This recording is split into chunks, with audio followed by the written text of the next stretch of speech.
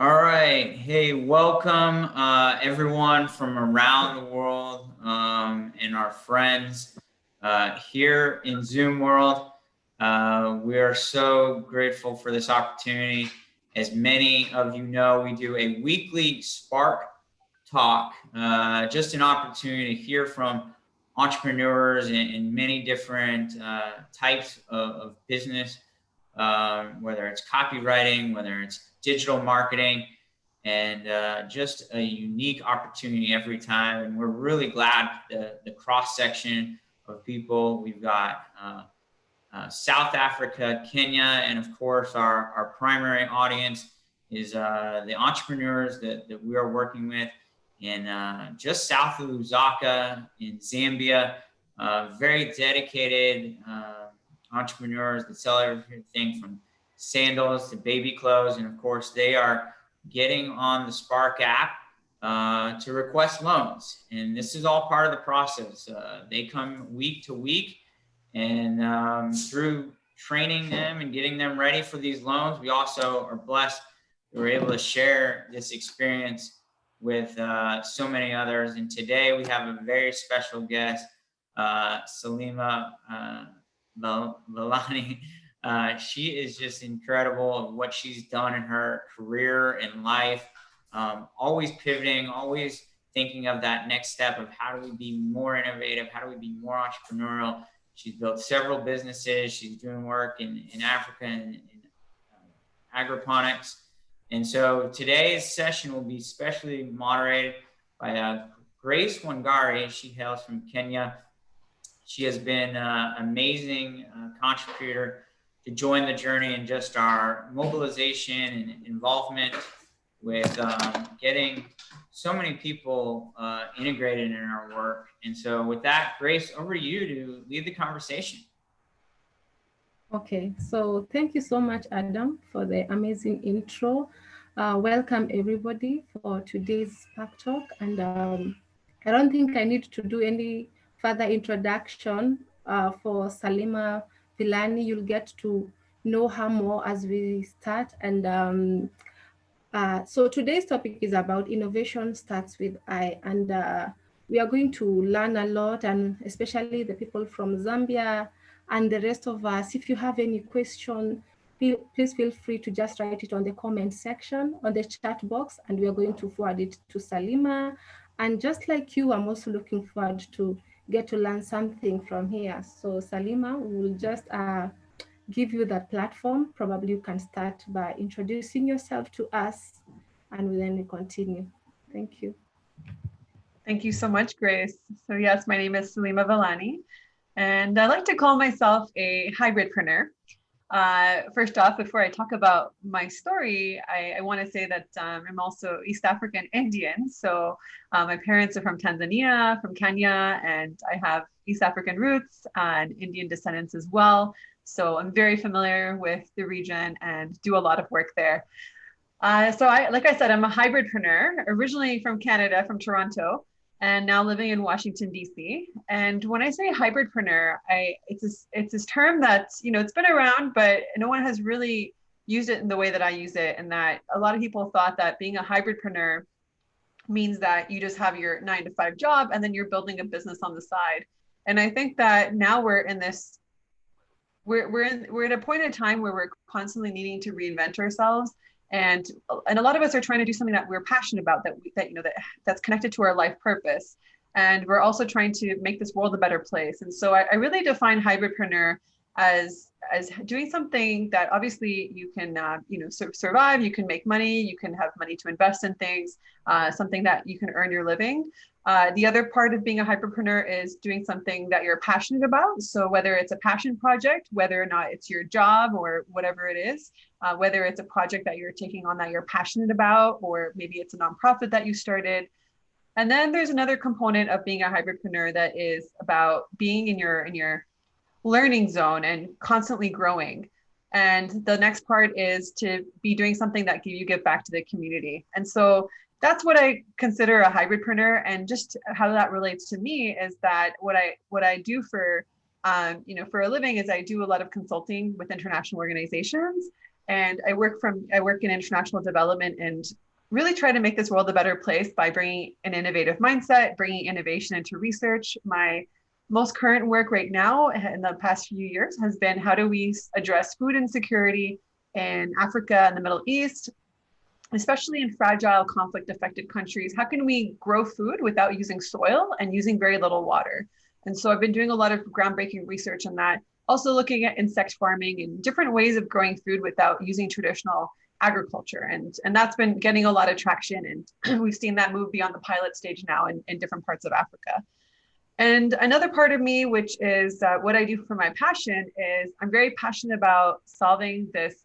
Why is it that the failure rate of entrepreneurship is so high? And so one of my passion projects is it's running an accelerator called Ripple Impact, where we can really help entrepreneurs increase their influence and their impact, grow their platforms, build their businesses. It's something that I really, really care about, because I do know that the entrepreneurship is really important for our economy, especially in emerging markets. And so that's something that I do every day is working with multiple entrepreneurs and helping them grow their businesses. And what I do for, I guess, my learning or growing would be I advise a lot of, nonprofits and organizations, mission-based organizations. I also teach entrepreneurship and design thinking at Johns Hopkins University. So that keeps me constantly in my learning zone by being around students. And then giving back to the community, I try to do a lot of events like this. I do a lot of speaking, interviews, podcasts, all sorts of ways where I can share advice to other people, especially entrepreneurs that are trying to build a business. So Grace, that's a little bit about me. Maybe you can, that's enough. Okay, so I don't know if you prepared for us, or you can probably just, share with us your journey. They normally say that everybody's got a story. So that's the Saleema we know now, the social innovator, the entrepreneur. So what has been your journey like? How has it been before getting to this point? How has it been? Maybe you can share with us. Yeah. Sure. Yeah. So I guess my story started, I like to start where I graduated from university in 2008. And, we're right in the middle of the financial crisis.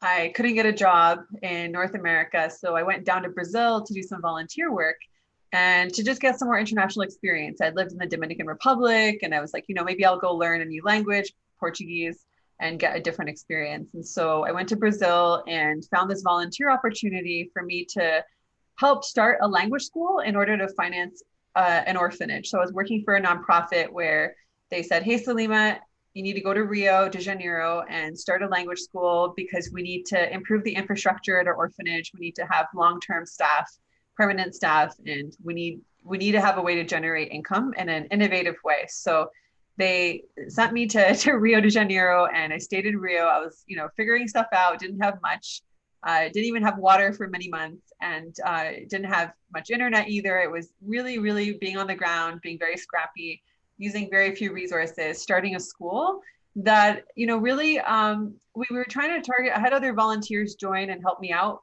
It was really challenging because we were trying to teach all these different languages. We thought, okay, well, we have all these different languages from different volunteers from around the world. But what we saw is that we were failing because we were trying to do everything and we hadn't yet found our sweet spot.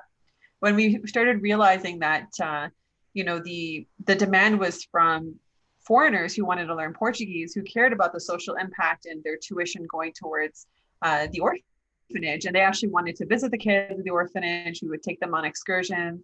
We realized that we had to pivot our model. And as soon as we got rid of all the other languages and we focused on Portuguese, the school scaled up and grew into a very successful school. It's right now the #1 school in Brazil for learning Portuguese, still in Rio de Janeiro. And having that experience I didn't even realize it was entrepreneurial skills, but having that experience and having a very good mentor, my boss at the time, who was a very successful entrepreneur, I ended up going to Italy. I wanted to do another challenge. I was done with my time in Brazil, and I said, okay. There was a bit of a love story there as well. But I went to Italy and moved to the south to Reggio Calabria, and again couldn't find a job. Euro crisis. Didn't know what I was going to do. I didn't want to, work as a waitress or in a bar or whatever. So I said, you know what? I'm just going to use what I have. And it wasn't my degree from school that was going to help me there, because there were no jobs in my fields, but it was my brother who told me to go online and do some translation work as a freelancer. And very interestingly, I joined some freelance websites and started doing some translation. Again, I realized very quickly that the demand was not so much from other languages into English, which I could translate. The demand was from English into other languages. So very quickly, my partner and I at the time, we saw the demand, and there were a lot of companies that were trying to go global. They were trying to have multiple websites in different languages. So we really jumped on that opportunity and ultimately grew into a six-figure business within just a few months from nothing. We didn't even have internet when we started. So we were just trying to go from job to job, and it was amazing how it grew. Being in survival mode, really listening to their customers, really trying to figure out how we can make this work and how we can differentiate ourselves. And the agency, the translation agency, was really successful, which I sold a few years later, just before Google Translate really took over. So I thought that was going to be my thing. I was like, okay, this business is amazing. It's generating a lot of revenue. I can live this life in Italy and travel the world. But I didn't realize that in just a couple of years that we would be replaced by Google.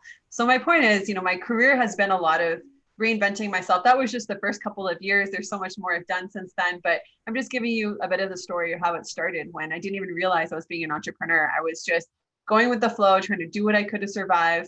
And when you're in that survival mode and you're really trying to figure out, and you're in adversity, it's actually an opportunity to turn that into, to something great, into opportunity, turning adversity into opportunity, and figuring out how can you reframe that challenge and flip it around. And it's not just in the mind, it's actually testing things and doing things and getting out of our comfort zone. Wow, that's amazing, Saleema. It is. And, it just shows us how truly the journey of an entrepreneur is marked with a lot of challenges. You've talked about lack of water, lack of internet, and, many more other challenges. So it's quite encouraging, I must say. And to know that you can also speak Portuguese apart from Kiswahili. I think it's a very good gift. So my next question would be, I believe going through your website and getting to learn more about you through the online channels, I believe you have vast experience in design thinking. So can you help us understand more how probably we can leverage on design thinking in the modern world to make startups and entrepreneurs? Did you get my question? Yes, I think I understood, and how we can leverage design thinking in the startup space and for entrepreneurs to grow. Yes, so design thinking, for those of you who don't know design thinking is a creative way of solving problems. And it's really about focusing on understanding the problem from different perspectives. And so oftentimes we're thinking, we see the world as we are, not as they are. It's based on our own experiences. And so when we're trying to come up with a solution in our business to help our customers, to help our clients, it's really important to understand the problem from different perspectives of the different stakeholders. And so design thinking is a way for us to really understand, using empathy, to really define what is the problem, because oftentimes what we think is the problem is not actually the problem, and we're coming up with solutions for a problem that's not even the right problem. And so in order to solve the right problem, it's important to use different ways to gain empathy by actually talking to the people that are experiencing that problem. And so and then you actually get to come up with as many ideas as possible when you're brainstorming that solution, without judging ourselves, without thinking that we have crazy ideas. It's not about the quality of the ideas, it's about the quantity of the ideas. And then actually testing, prototyping the solution. So it's not about coming up with a solution and taking it to market immediately. It's really, how do you test it and get feedback to make the solution better, to make your product or service better? And then keep iterating, keep changing, keep improving it. And so design thinking is used by a lot of technology companies, but it's also been used now with many nonprofits, international organizations, all sorts of businesses and organizations and people. You can also apply it to your own life. And so when I say, design thinking is really helpful for entrepreneurship, it really helps us understand our why, and what are we solving? Why are we solving this problem? Who are we solving it for?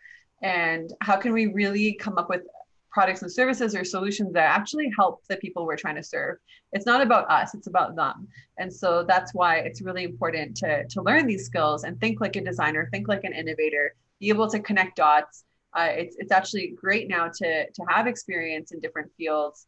Oftentimes being a generalist would often be seen badly, and whenever you had a lot of different skills or experience, but didn't really have a lot of deep expertise in one thing. But now with the speed that we're needing to reinvent ourselves, not just ourselves, our businesses, it's great to be able to draw from different fields. And an example I can give you, it's actually the refugee work that I mentioned.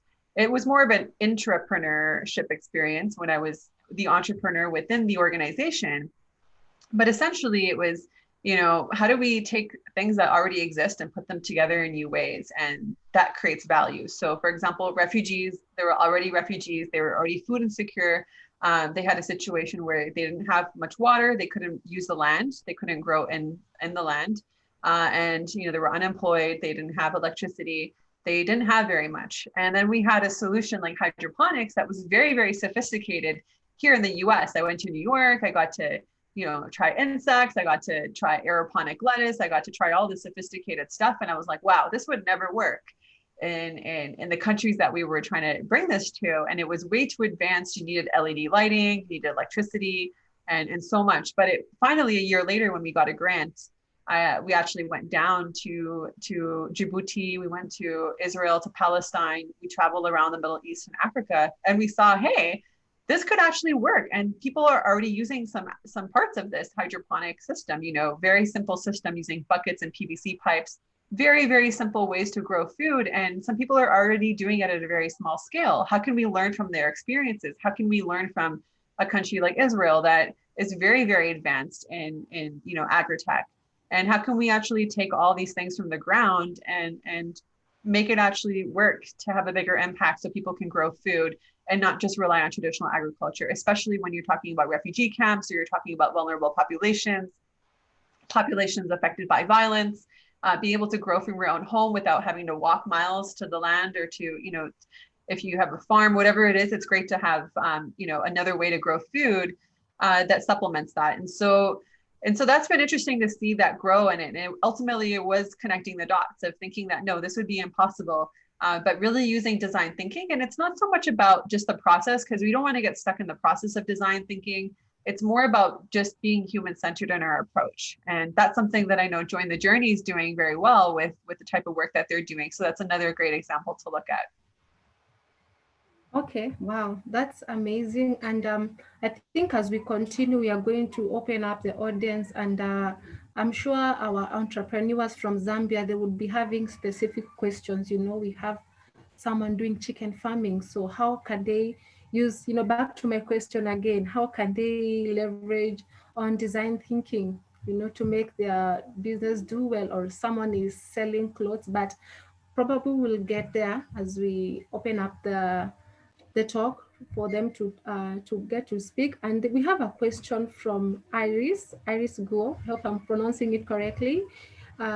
He says, "Hi Saleema, I'm Iris and I'm running a nonprofit. What advice would you have for the transition from Grace, nonprofit?" Let me interrupt you. Actually, Iris, if you want to ask it, you can come off mute and just kind of introduce yourself. By the way, I'll do a quick intro for you, and then I'll let you kind of tell a bit more. But Iris was in our Impactathon that we did, and she does Open Meal. It's a very neat nonprofit, kind of using kind of a Grubhub approach to COVID-19 and people that can donate and help out people in need. And so, Iris, I think you're trying to see how you guys can continue to use that social enterprise for good. But I don't know if I did justice to your nonprofit, but please go ahead and tell us, and what question do you have? Yeah, for sure. Really appreciate the intro, Adam. And it was really a pleasure being part of Impactathon. So essentially, my nonprofit Open Meal is also trying to solve the food insecurity problem by bringing together restaurants and people in need. So we're fundraising for the restaurants to sponsor people in need to have food at the restaurants, and there's in a way both ecosystems. So yeah. And my question is that, sorry, I think I hear some echo. But anyways, my question is that we're transitioning to social enterprise, and I'm asking if you have any advice for nonprofit trying to generate revenue. And another question regarding food insecurity is that for the problem that you're solving, have you thought about like shifting people's lifestyle to more vegetarians orientated, because that will essentially give up more resources for crops? Just curious. Yeah.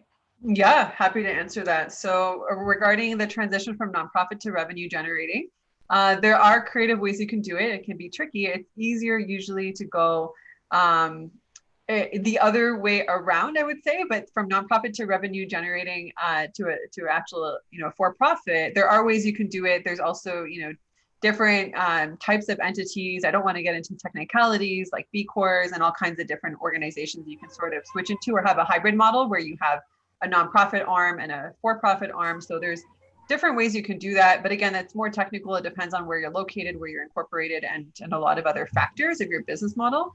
But I would say in terms of the food security question, shifting people's lifestyle. So that's a great question. So we focused on, hydroponics, because we saw we focused on how do we actually grow nutritious produce, because what we found with the refugees is that they were getting a lot of donations of sugary cookies and juices and things that were just not nutritious. And so they weren't getting nutrition. And so we thought, having them grow fresh produce, especially because a lot of the produce that they get is oftentimes not fresh, or things rot along the way. If you think about these hot countries where by the time they come from a truck or whatever, like people are not eating very fresh a lot of those times, especially in those situations. And so we thought, let's focus on this.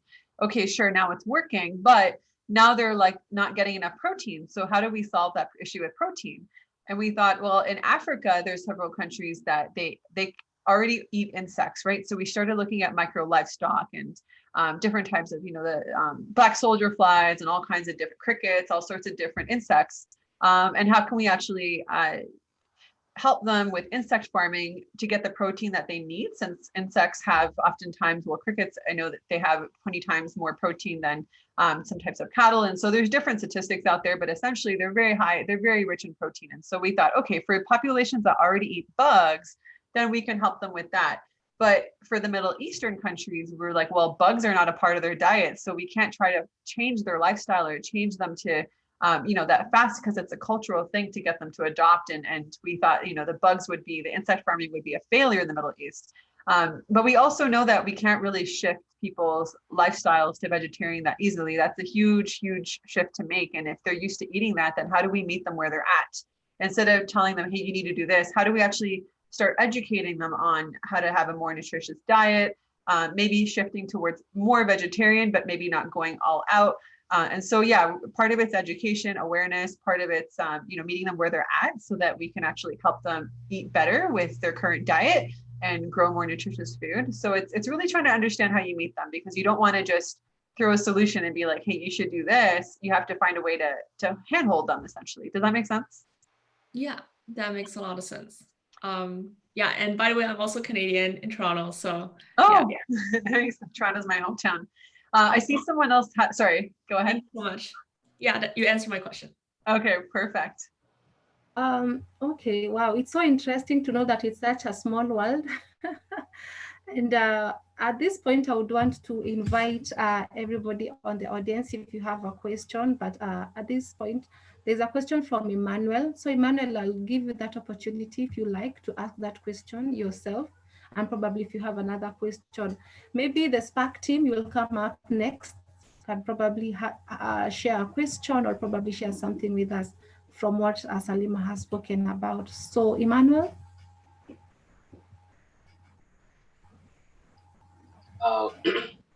Well, I just wanted Saleema to say something about hydroponics, because I think it's not common in Zambia, in this part of the world.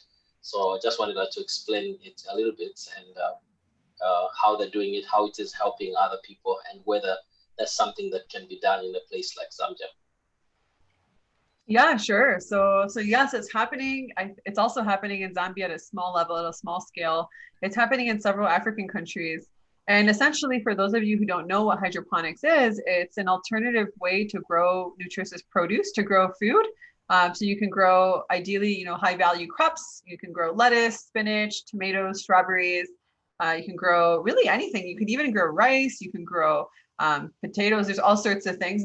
What it's best at doing is the high value crops, and especially, like I said, tomatoes, strawberries, lettuces, those types of crops. You can grow zucchini, peppers, all sorts of different produce, and it's essentially using water and very little water, but there's different types of systems. So they have, open systems and closed systems. I don't want to get too deep into the technical aspect of it, but think about having PVC pipes, having buckets, having a solar panel that's, generating, I guess, electricity for the pump and for the system to circulate. But essentially, there's different ways to grow the food. You need a growing medium, so you can use, there's like coconut-based ones. There's all sorts of different growing mediums that you can use. Rock wool.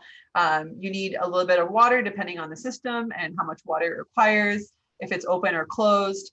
You need, a pump. You need certain materials. You need the seedlings, and so there's these different things you need to get it started, and depending on the system that you choose. But essentially, it's a way to grow food without having to use the land, without having to use less, you use less water, so 90% less water than traditional agriculture.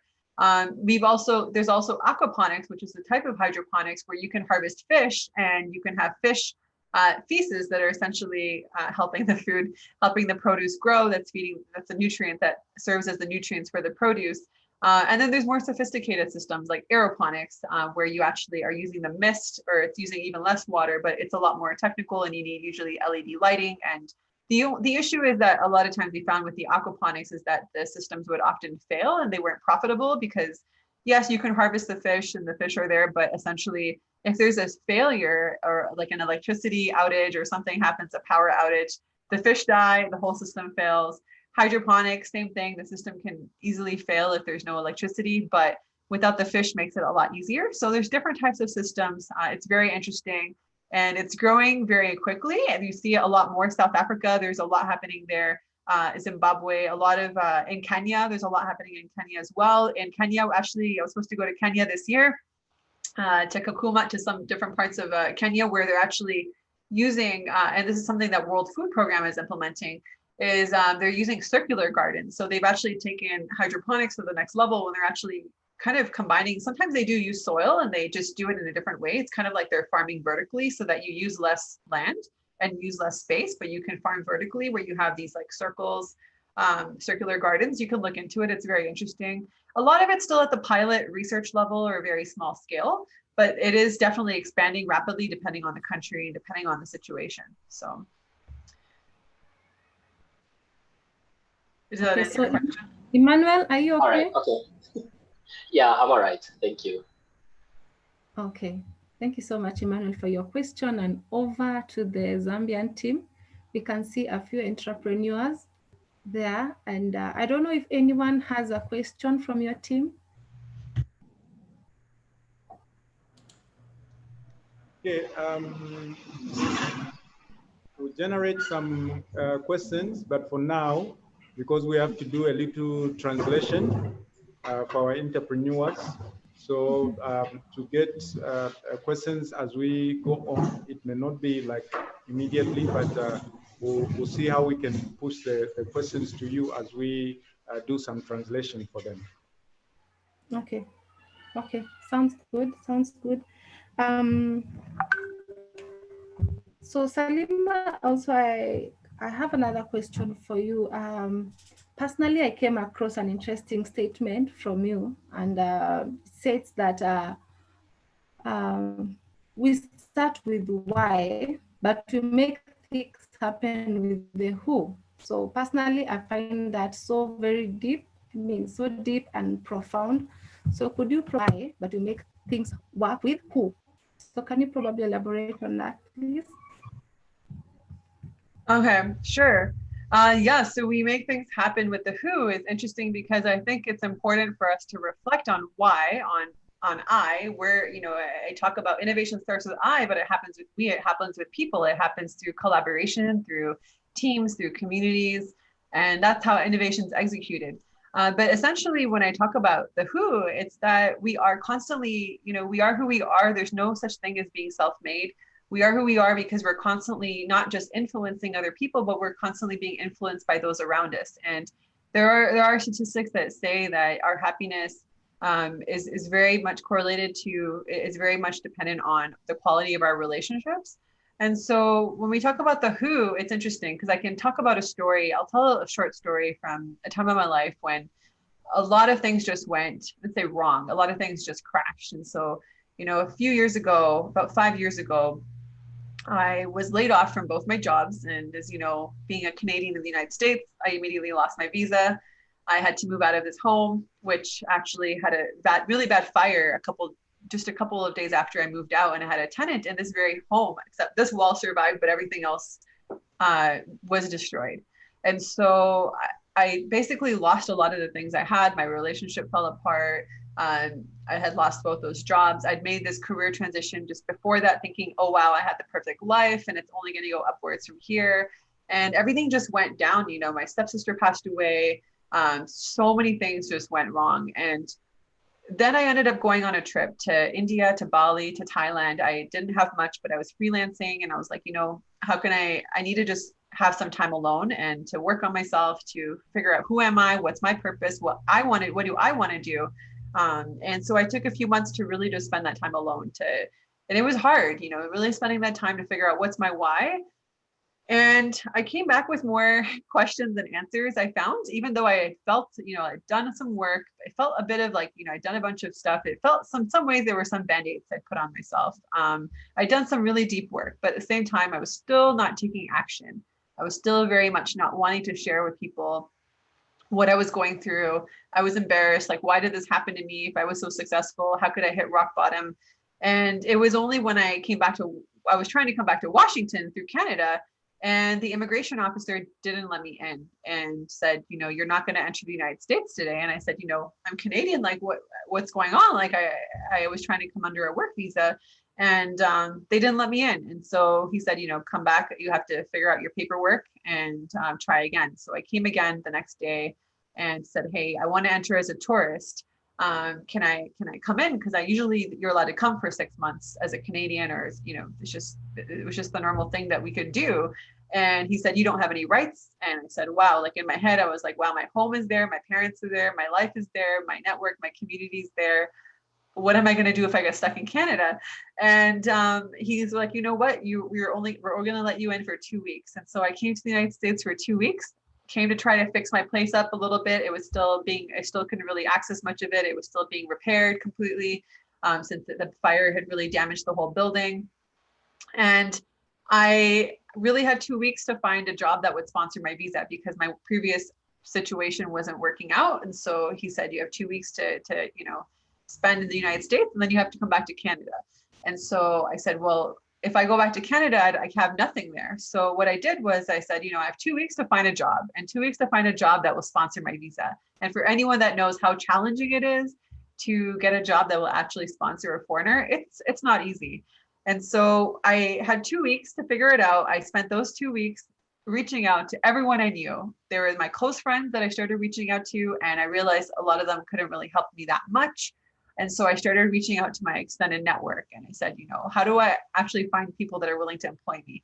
And I had 100 coffees over the course of 2 weeks, just in Washington, D.C., sleeping at different friends' houses, between my parents' house, coming back and forth from Virginia to Washington, and had coffees all day, like from breakfast to mid-morning coffees to lunch to more coffees to happy hour to dinner, and just met up with everyone I knew, try to keep my calm, try to be a bit vulnerable and share a bit, hey, this is what I'm going through. Do you know anyone that can help? Do you know anyone that's hiring?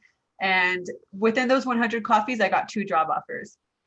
One at the OECD in Paris and one here at the World Bank. They were both temporary, consulting offerings, but I had the opportunity to get a visa. So I took the World Bank one to do this work. Actually, it was through sharing a lot of what I was going through, being displaced, and just coming from the background where I can share my story of my parents also having to leave East Africa in the 1970s. I had a really great conversation with the person who hired me and said, wow, she was really passionate about refugees and forcibly displaced people and food security. And she gave me this opportunity to do work with her.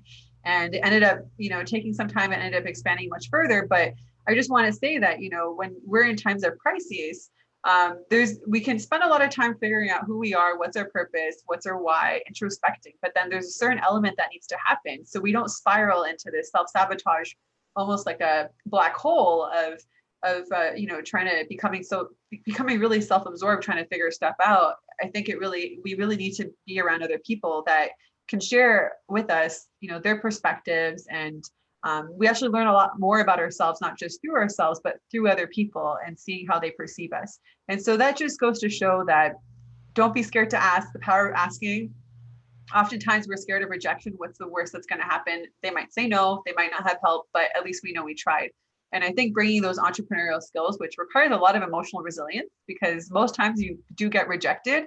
It's something I have my students do is I have them go out and try to get rejected, get out of the building, go get rejected on the street. It's actually a very empowering exercise because you just know, hey, what's the worst that's going to happen? Adam Cole's a great example of someone else that has very strong emotional resilience and not being scared to ask. And that's how you make stuff happen. It's through it's through our relationships, it's through our connections, and by asking and connecting with other people. So that's a little story I wanted to share. It wasn't so short, but a little bit of background from my story.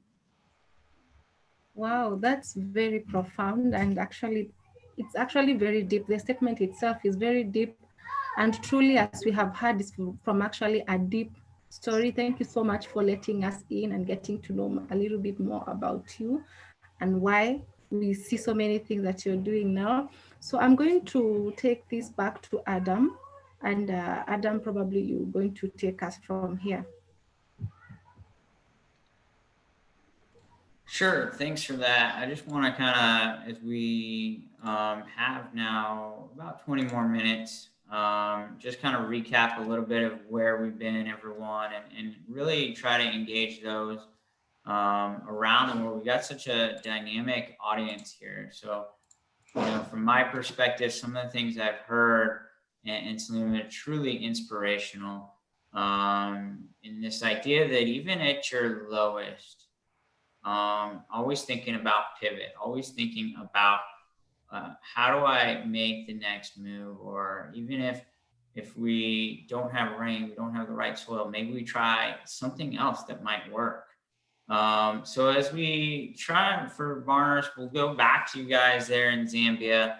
Why don't you just at least bring maybe an example of one of the entrepreneurs forward, and just ask the question of what is maybe the biggest challenge, and Saleema could maybe bring at least maybe a design thinking kind of concept to their problem.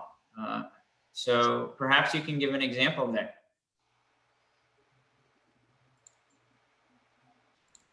Oh, sorry. You want me to give an example? Yeah, Barnabas, I see you have one of the entrepreneurs next to you. Why don't you ask her maybe what her biggest challenge is, what the biggest problem she's facing, and then Saleema can provide perspective.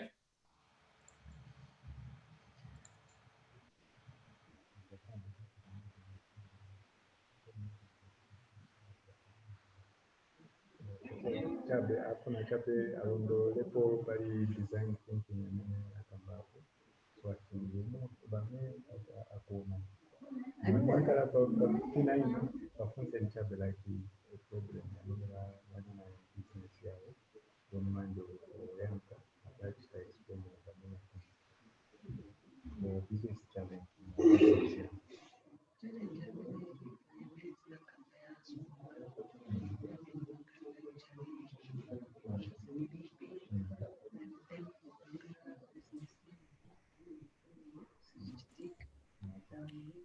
And while they're kind of talking through that, anyone else think about some of the questions you might have? We've got such a diverse audience.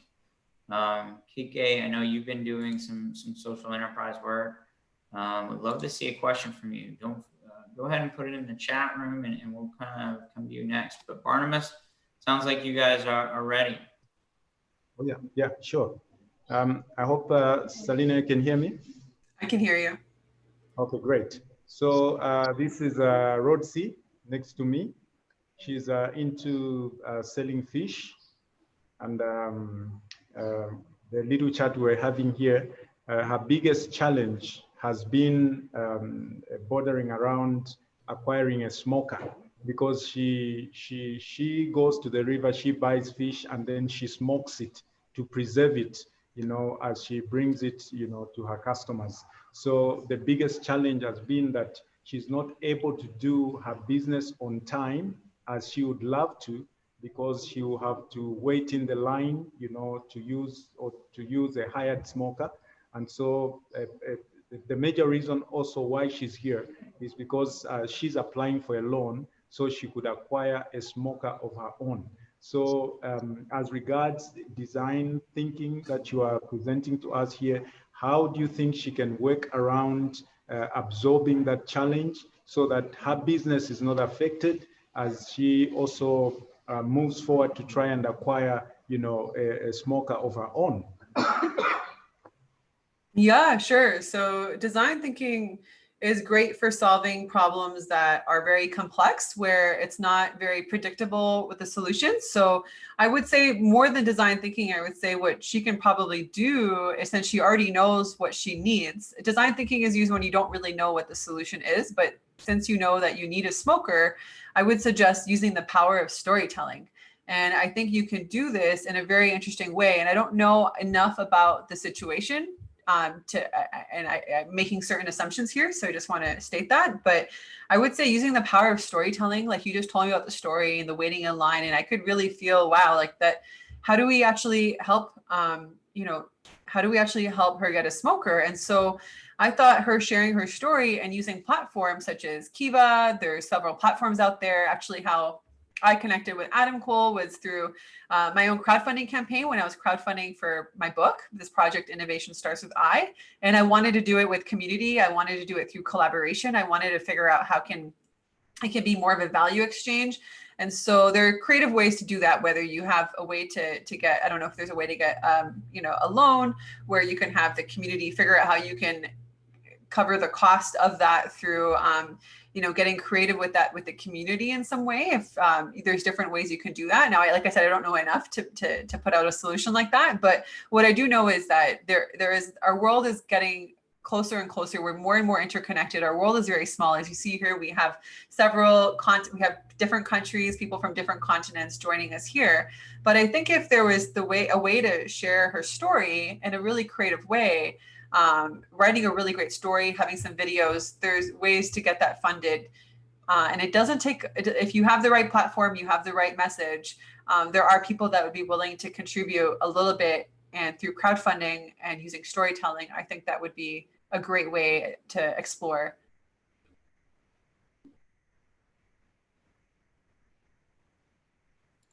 Yeah, so neat, so neat. And I think it speaks to this idea of continuing to look at ideas.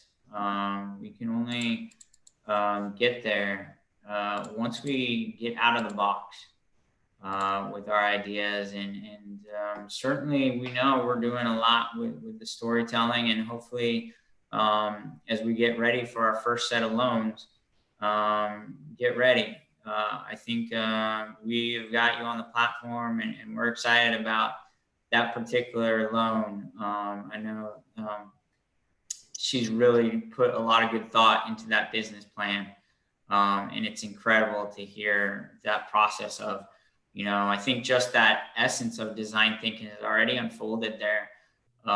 Instead of just saying, hey, I need more fish, I need this, you know, let's look at, well, maybe we get the smoker. And for all those at home, this is really a neat example. I mean, it's an unfortunate example too of sometimes the poverty trap. You know, really it's a time resource challenge.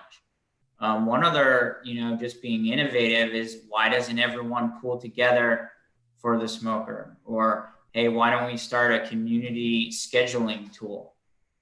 You know, you don't have to wait in line if someone reserves 6 a.m., someone reserves 7 a.m. The more that everyone in the ground, we call it on the ground, but more in the community, everyone recognizes their own problem set and then thinks about it. You know, the problem isn't always well, hey, I don't have my own smoker, so let me go buy one. Now, in this case, you know, that's entrepreneurship. You've applied for the loan. We're going to try to fund it, but you know, that doesn't mean that that's always the answer. Is get your own smoker. And so I want to. This is why we've had a design thinking as our first one, and we want to keep this approach as keep looking at, well, what are the other things that you can do? Barnabas, I don't know if you want to translate that real quick. And while he's translating, I think we might have time for one more. And KK, I'm gonna probably pick on you just because I know you've got such a neat concept using sort of plant-based materials to make shampoo and things like that. So what kind of questions do you have, just from, you're almost doing design thinking as well, just to even come up with that model? Hi, Adam. Yeah, thank you so much for having me and inviting me. Saleema, thank you so much for sharing. I think one of our greatest challenge has always been, I think, asking, you know, as Africans, we're taught to be very proud, and we are taught to be self-reliant, and we are taught to make it work.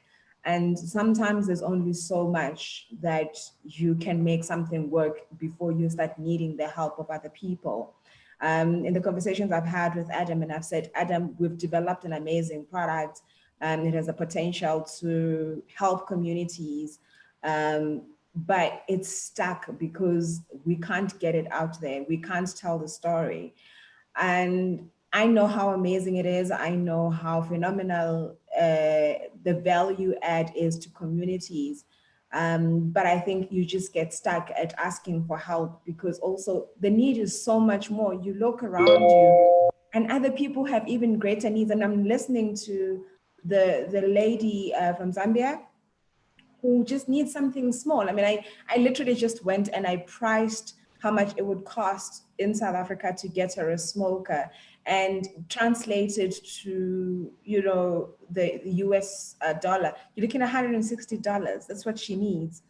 You know, that's all she needs to get her business going. So it becomes very difficult for us to then say, here we are looking for $10,000, and then somebody else who's looking for, you know, $160. And you don't want to be selfish at the same time, because that's how we are socialized. But at the same time, you understand that by not realizing this very thing, you are denying other people the opportunity to grow, to feed their families. And so I don't know how one balances other people's needs, your own, and that of the project, to ensure that it actually grows. Yes, sorry. Do you want to, I guess, did you have a specific question around that? For me, it's like, how do you create balance, and how do you balance, yes, your own needs versus the needs of, you know, other people around you, and this concept of asking, how do you also get past this pride of asking for help? Because I think it is pride more than anything, or maybe fear of rejection, that stops us from actually making that first thing. Because you were talking about how you had to go and literally sit and have coffees. Now, it must have taken a lot from you to ask so many people and be rejected, or find that other people are just not getting where you're at. How do you get past that to keep continuing, and how do you continue? Yeah, so I think you pretty much said something great in there. Is like, how do you get past that? Like, sometimes it's like we're proud, but maybe that pride is not coming from actually being confident, but actually the fear of rejection. And I think that it comes down to realizing that we're all human, and that we're all equal, and that there's no, if we go with that mentality of I'm better than this other person, then we're going to sort of attract that dynamic where we don't actually get what we want. And then it's just not a very, I think that it's just really powerful to look at us as all equals. We're all humans. We're all here to help make this world a better place. And so I would say around that, the pride issue is, I find it really helpful to watch someone that's really helped me in my journey is Brene Brown, and her talking about the power of vulnerability. And I think that how we actually invite other people to share more of themselves is starting with ourselves and sharing more of who we are. So I think to get past the pride, it takes us to really, and take baby steps, you know, it might be well out of someone's comfort zone, but just to share a little bit more of who we really are and lean into that discomfort. For me, during those coffees, it was trying not to come across, because I knew that in 6 months or a year or 2 years from now, everything would have, at that time, everything would have been better. I knew that that was like the worst, the light was going to have to shine eventually in that tunnel. So I said, you know what, let me not be dramatic. I don't meet with these people very often. Some of them I've never met before. Let me ground myself. And I think actually using some mindfulness techniques, I think doing some yoga, I was doing Bikram yoga. I was trying to keep myself grounded because it was so challenging to go through all of that. I think that helped regulating our emotions so that we can come across as grounded, and we are feeling grounded when we have those conversations.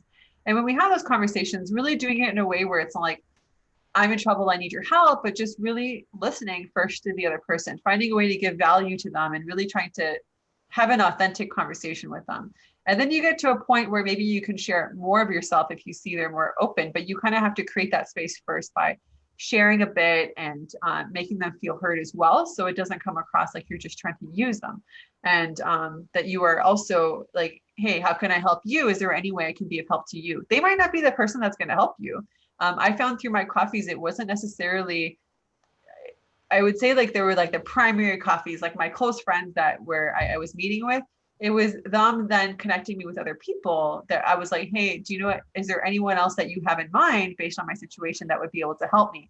And it was them said, oh, talk to this person. And it was those other people, my weaker ties, that actually really helped me. It wasn't just my immediate circle. So that's to show a little bit more of inviting other people to share by sharing more of ourselves first.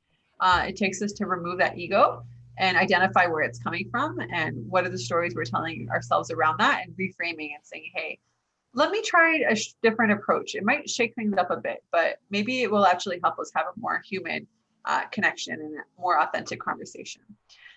And then your question around balancing the needs, that was a very interesting question. I think that ultimately it's trying to figure out how do we think about our own needs as well as the needs of other people. I think I always suggest trying to be of service to other people first, but also trying to set boundaries around what is good for us. You know, there are people that can sometimes step on us. I get that all the time as someone that likes to give and someone that likes to, I love to give advice to people. I love to share myself, but then I also know that how can I really take care of my clients that are more invested in me and my business? How do I take care of the people that are more invested if I'm just constantly giving and giving? So having certain boundaries around that and finding ways to reach more people with less effort. So thinking about, there's a matrix actually in the design thinking toolkit that Christian shared the link to.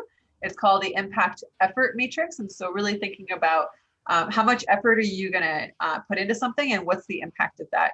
If it's going to take very little effort and have a really big impact, that's where you want to be, is try to find things to do that don't require a ton of our energy and effort that have a bigger impact. And then, you know, there's a way to use that matrix. It's really interesting, but the goal is to really set boundaries and you know, figure out what's something that we want to do that will actually empower us and not drain us. Yeah. Does that answer your question? Yes, it does. I have just downloaded the toolkit, so I'm hoping that I'll be able to use it just to see where we are with our work and how maybe we can make it a lot more impactful without using too much of the resources, like you're saying, because sometimes it does feel a bit taxing, but then you realize that giving up is not really an option. Exactly. And just even the toolkit's an example of, hey, how can I really help people? How can we help people through something like these tools that we use in our workshops? Maybe now we're not doing as many design thinking workshops because we pivoted our business now to help entrepreneurs, but we already have this knowledge. And when COVID-19 happened, we're like, okay, a lot of education and information is being democratized, but how do you know what's really good information? Well, we know that this has worked with our clients. This has worked. We've been using these tools and made them better over the years.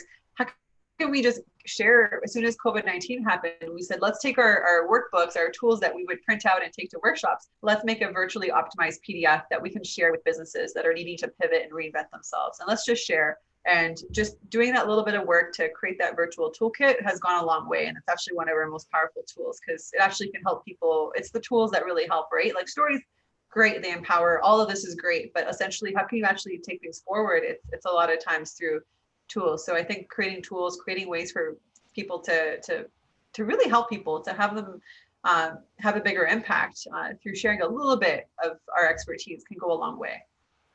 Thank you so much. No, that's great. And really just shows this process of, I think what you've really kind of said this whole talk is about not only being innovative, but understanding your own self, and self-care, yoga. I mean, you know, we have to keep asking, not just for help, like, hey, we need $100 here, $1,000, but how do we help each other so that we kind of come stronger? And such a great message to end on, particularly as we look at our friends in Zambia and those that may be joining as part of a community. Realize that you do have community, and you're not alone. And the more that you can build that trust, that you can build a better life for yourself. So with that, hey, let me just bring on Grace again. Thanks, Grace, for helping moderate. Any final thoughts from you? Thank you so much for your time, Saleema. Probably just as a parting shot, where would someone get your book? Someone who's interested in getting to learn more about Innovation Starts with I. Where can we get your book? Yeah, sure. So thankfully, we have some great news on that. So Adam will share more once the book is launched in the end of January. And we'll be giving ebooks to everyone that's part of the Join the Journey organization or connected to the organization. We're happy to share ebooks with all of you. So you'll get a special code that you can redeem on our website. Yeah, that's so neat. That's so neat. I think that's really going to excite everyone. Okay, well, hey, we'll give you the mic for any closing comments, and certainly anyone, if you still have questions, send them to myself or send them through our team in Zambia or Grace, and we'll happy to, you know, field them and see if Saleema would be able to answer them. But over to you, Saleema, and again, thank you for such a informative chat. Yeah, thank you. Thanks for having me. And I guess I would say that, yes, there's a lot of great quotes and a lot of great tools in the book. So that would probably be the most valuable gift that Join the Journey can give you from myself and from Join the Journey. And I would say that really finding your sweet spot is key. I think that there's a great tool I have on that, but really doing some work around, you know, what do I want to, when you're going through a pivot or you're reinventing yourself, I think it's important to reevaluate what is our sweet spot, because our sweet spot, we can have multiple sweet spot, but it tends to change and evolve over time. So really zeroing in on today, like what's my sweet spot? What do I want to give to this world? Based on analyzing the projects that you've been the most successful at, that you've excelled at, that you know you've done really well at, the projects that you know, the people have given you really great feedback on, the projects that you're really passionate about, and then really focusing on the projects that you're open to testing. Maybe some of those projects that you put on the back burner, maybe it's that smoker that you've thought of getting, or some way of solving that problem of not waiting in line at 6 a.m. Whatever it is that might be slightly out of your comfort zone, those are the projects that bring a lot of innovation. So really understanding, you know, those different, seeing our life as a series of projects, I think is really key. And then figuring out what is it, how can I actually put things that exist together in new ways to find my sweet spot and that unique slice of expertise, or that unique way of doing things. Maybe it's with the smoker example, maybe it's a way to actually work with competitors in a way to purchase the smoker together. Whatever it is, it's really getting creative, really finding a way to work with your purpose and actually take it into action can go a really long way to not just making ourselves happy and fulfilled, but the people around us. Wow, that's incredible. That's truly incredible. And I love the way you ended that of saying, guys, it really is a journey process, in that, you know, we're always going to be coming up on that next project. And sometimes you want to do all 5 at once. But it is neat to think of that cross section between where we're at in life, where our skill sets are, and where our passions are. And I know everyone on this call has so many passions. And that's why we started Join the Journey, is to just help each of you all live those out. And on behalf of our organization, we're glad that you came a part of this. We do these weekly. Some of them are more targeted to very specific business niches. But this one was great just to make, hopefully everyone left here with a little bit more, just their minds were opened. And that's what we really wanted to do, everyone. And we look forward to getting that book. So on that note, please join me in just a round of applause for Saleema. You can come off mute. Yay! And give a shout.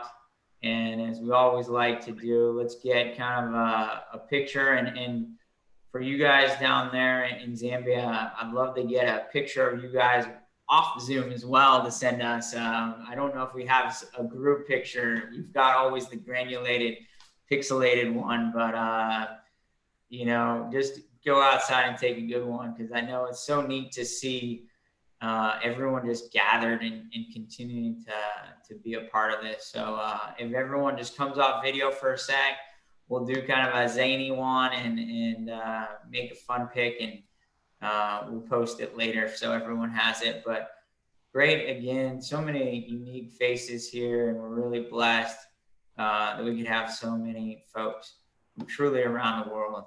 I know that we'll give our folks in Zambia a couple seconds. They usually get outdoors and get everyone around. It's pretty neat.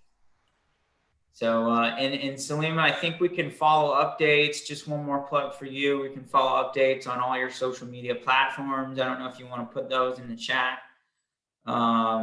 It sounds like you post about updates with the book and what's happening there. Christian can actually share the social media links so you can follow the updates. If you want to join the email newsletter, you can click on the Design Thinking Toolkit. That link will, I think, subscribe you to our newsletter if you opt into that. And following me, I guess LinkedIn is a great place to connect. Facebook, Instagram, Twitter, all of those channels work.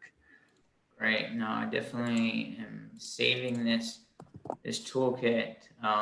So important to have those tools in your back pocket. I love it. Wow. It's so great to see everyone. And again, Barnabas, I don't know if you need to translate real quick, but please express just how much we're grateful for their tenacity to keep learning and keep growing.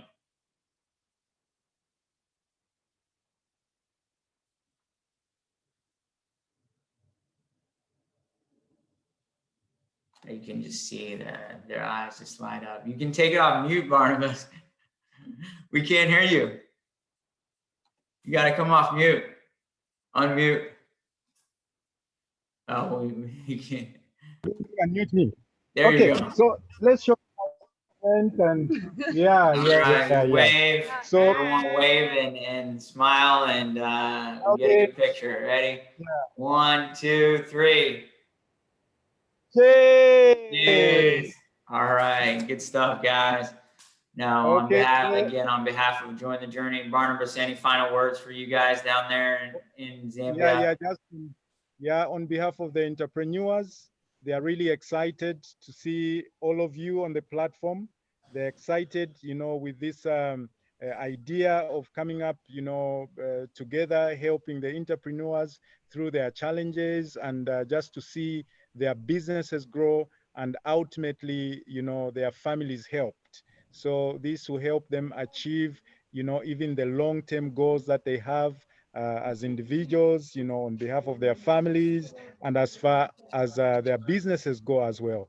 So they are saying a very, very big, heartfelt thanks to all of you. All the lessons that are coming through, they are quite grateful. There you go. There you go. Great. There you go.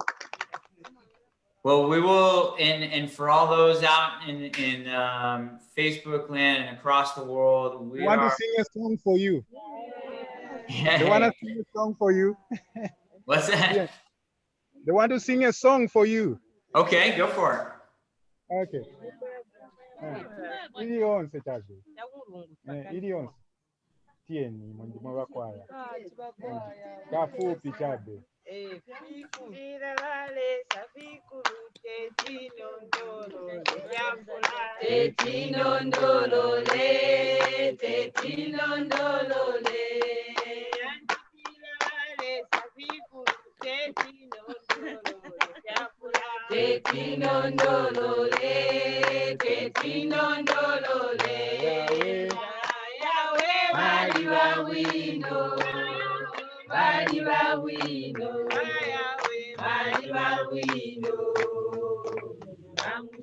Okay. All right. So, Adam, they are saying what God has done for us is great. Our mouths cannot explain. God is good and he's merciful. So that's what the song is saying. Wow.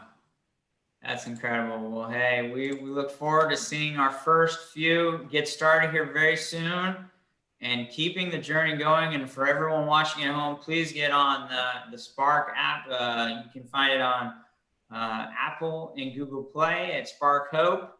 And you'll find many of these entrepreneurs there, help them get their loans started.